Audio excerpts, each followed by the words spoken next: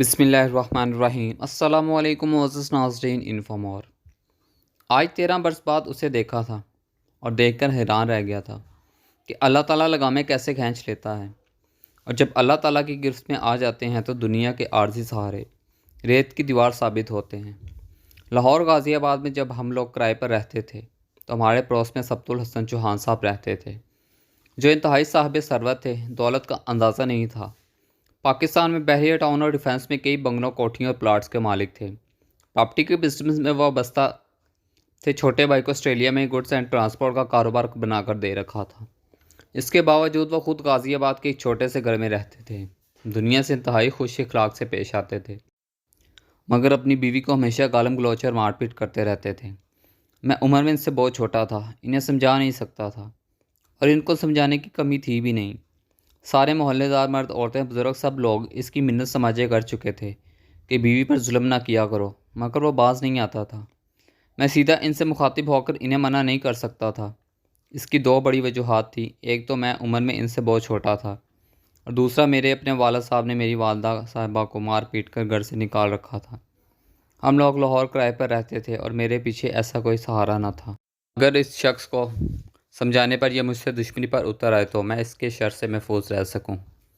انہی وجوہات کی وجہ سے میں نے ایک انوکھی تدبیر نکالی اور روزانہ عورتوں، بیووں، اہل خانہ کے حقوق و سلوک کے متعلق کوئی نہ کوئی آیت یا حدیث یا خوبصورت قول لکھ کر اپنے دروازے کے باہر چسپاں کر دیتا، تاکہ جب بھی سبت الحسن صاحب یہاں سے گزریں تو ان کی نظر اس بورڈ پر لازمی پڑے، شاید کہ ان کے دل میں اتر جائے میری بات۔ مگر میں چاہ کر بھی ان کے دل میں اپنی بات نہ اتار سکا، اور ایک دن میں ایک ہی حدیث مبارکہ کٹے ہوئے مارکرز کے ساتھ خوبصورت انداز میں لکھ کر دروازے پر چسپاں کرنے کے لیے جا رہا تھا کہ میری والدہ صاحبہ نے دیکھتے ہی منع کر دیا اور کہہ دیا کہ اس طرح بے ادبی ہوتی ہے۔ ان کے انداز سے صاف ظاہر تھا کہ وہ اصل بات چھپا کر مجھے اس بات سے روکنا چاہتی ہیں۔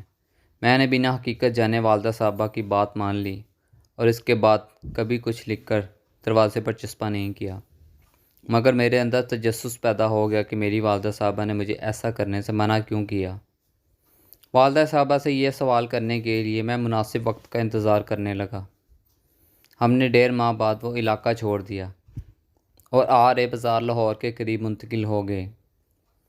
ایک دفعہ رات تقریباً 10 بجے لاہور میں گھر پہنچا تو میری والدہ صاحبہ کھانا لگا کر میرا انتظار کر رہی تھی۔ ان کا موڈ بہت بہتر تھا۔ میں نے ان سے اس واقعے کے متعلق پوچھا۔ پہلے پہل تو انہوں نے میری بات غور کرنا چاہی اور بعد ازاں مجھے بتا دیا کہ میرے کالج جانے کے بعد سبت الحسن صاحب نے میری والدہ کی طرف پیغام بھیج کر کہا تھا کہ وہ اسلام کے بارے میں ہم سے زیادہ جانتے ہیں۔ ایسا نہ ہو کہ آپ کے بیٹے کو اس کے ایمان کے ساتھ کسی اور جہاں میں پہنچا دیا جائے۔ اس سے بہتر ہے آپ لوگ یہ محلہ چھوڑ کر کسی اور محلے میں چلے جائیں۔ اسی وجہ ہم لوگ وہ علاقہ چھوڑ کر یہاں منتقل ہو گئے۔ خیر میں کمزور تھا، اتنے طاقتور شخص کا کچھ نہیں بگاڑ سکتا تھا، مگر میرے دل میں خواہش ابھری تھی کہ اسلام کے متعلق علم ہوتے ہوئے بھی جان بوجھ کر یہ شخص اپنی بیوی پر ستم کر رہا ہے، کیونکہ اس کے پاس اللہ تعالیٰ کے سوا کوئی سہارا نہیں ہے۔ کاش کہ میں اس کا زوال دیکھ سکوں۔ یہ حسرت دل میں ہی رہ گئی۔ میں اس واقعے کو بھول کر آگے بڑھ چکا تھا۔ 8-10 سال بعد والد صاحب سے صلح ہو گئی اور میں والد صاحب کے ہمراہ گاؤں واپس آ گیا۔ بیرون ملک جانے کے لیے جب میں پروٹیکٹر کروانے لاہور گیا تو اپنے پرانے محلے غازی آباد میں اپنے ایک دوست سے ملنے چلا گیا۔ دوست کے پاس بیٹھا ہوا تھا کہ میری نظر سبت الحسن چوہان صاحب پر پڑ گئی، جن کی جلد جگہ جگہ سے پھٹی ہوئی تھی۔ میں نے پہلی نظر میں ہی اسے پہچان لیا اور اپنے دوست سے اس کے متعلق پوچھا تو دوست نے بتایا کہ اس نے اپنی پہلی بیوی کو طلاق دے دی تھی۔ بیوی نے اس پر بچوں کا نان نفقہ کا کیس کیا تو اس نے بیوی کو قتل کروا دیا اور بچے عدالتوں کے ذریعے لے لیے۔ بچے لے لینے کے بعد دوسری شادی کی ایک خوبصورت نوعمر لڑکی سے، اور اس لڑکی نے جیسے تیسے اس سے سب کچھ ہتھیا کر اس سے طلاق لے لی۔ چھوٹے بھائی نے بیرون ملک کاروبار پر مکمل قبضہ جما لیا۔ بچوں کی مناسبت پرورش نہ کر سکا اور جوانی میں قدم رکھتے ہی بچوں نے اس پر ہاتھ اٹھانا شروع کر دیا۔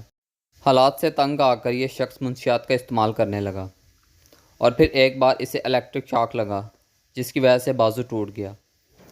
اس کی بری فطرت کے باوجود لوگوں نے خدا ترس کرتے ہوئے اس کا علاج کروایا، مگر اس کا بازو ٹھیک نہیں ہو سکا، اس میں زخم بن گیا۔ لوگوں نے بھی توجہ دینا چھوڑ دی اور اب اس کی یہ حالت ہو گئی ہے۔ مجھے سبت الحسن چوہان صاحب کی یہ حالت دیکھ کر بہت افسوس ہوا اور اپنی حسرت پر بہت پچھتاوا ہوا کہ کاش میں ایسی خواہش نہ کرتا، مگر اب میرے پچھتانے سے کیا ہوتا۔ میں نے وہی بیٹھے بیٹھے اللہ تعالیٰ سے توبہ و طائب کرنا شروع کر دیا اور اس شخص کی صحت و ہدایت کے لیے دعا مانگنے لگا۔ تھینکس فار واچنگ انفارمر، ملتے ہیں نیکسٹ ویڈیو میں انشاءاللہ، تب تک کے لیے اللہ حافظ۔